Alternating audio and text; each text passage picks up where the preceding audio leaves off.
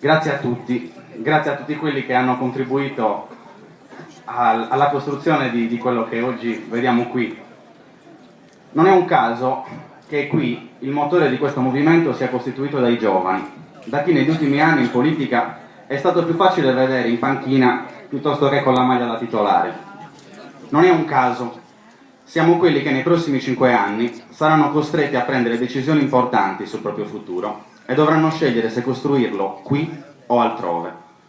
Dovranno scegliere se cercare di diventare felici nella città dove sono nati, dove hanno frequentato le scuole, dove hanno famiglia e affetti, o dovranno scegliere altre strade.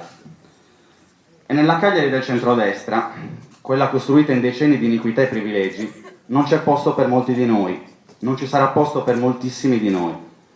Non c'è posto per chi cerca una casa, a meno che non sia tra i pochi privilegiati che possano permettersi l'acquisto di un appartamento nelle nuove lottizzazioni di lusso costruite in città.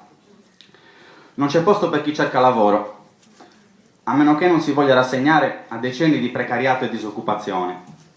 E non c'è posto per chi è preparato, in una città dove si tengono concorsi pubblici nel cui bando c'è scritto astenersi laureati, e dove chi può emigra anche per studiare e non soltanto per lavorare. Una città dove un laureato lavora per 800 ore al mese e dove un affitto ne costa più della metà.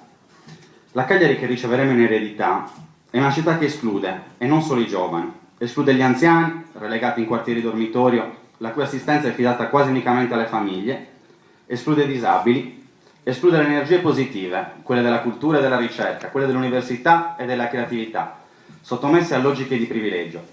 Un bambino, un anziano, un disabile, un disoccupato, una famiglia, un giovane, una giovane coppia, uno studente universitario, oggi sono esclusi. Il nostro obiettivo è quello di renderli cittadini e motore pulsante della nostra città. Le prossime comunali, quelle del 15 e 16 maggio, per molti di noi sono un rigore al 90°. Sono la possibilità di fare un sorpasso all'ultimo giro, l'opportunità di riaprire una partita persa. La Cagliari dei prossimi 20 anni sarà una città dove un giovane preparato sarà messo in condizione di creare imprese, progetti, lavoro, dove una giovane coppia sarà messa in condizione di costruire qui e non altrove il proprio futuro, dove l'università, la scuola, la cultura diventino la fabbrica più importante della città e dove i suoi studenti più preparati siano considerati una risorsa, il motore pulsante della città. Una città dove nessuno sia lasciato solo, una città senza barriere architettoniche, una città da vivere e non da sopravvivere, dove il lavoro, la solidarietà, la socialità siano gli elementi centrali. Una città che capisca finalmente che il suo futuro è indissolubilmente legato a quello di Tunisi, a quello di Tripoli, a quello di tutte quelle città con cui condividiamo mare e storia.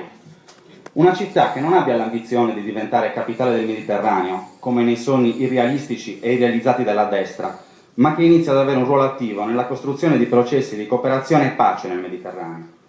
E di quanto ci sia bisogno di pace nel nostro mare, come se ce ne fosse bisogno, ce lo ricorda l'ultima tragedia, quella di Vittorio Arrigoni.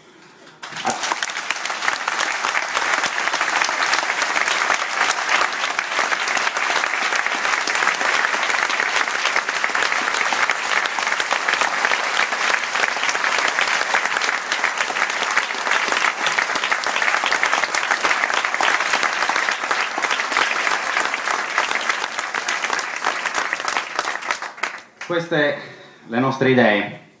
Il cambiamento passa dal 15 al 16 maggio e mai confronto fu più sentito e meno scontato, perché è vero che le forze in campo, economiche e non solo, ci descrivono una sfida impari tra Davide e Golia, ma è vero anche che alla fine ha vinto Davide. E visto che Massimo lo ha già dimostrato, con la fionda se la cava bene, alla fine penso che vincerà Massimo Zedda, vincerà il centro-sinistra e vincerà a sinistra Ecologia e Libertà.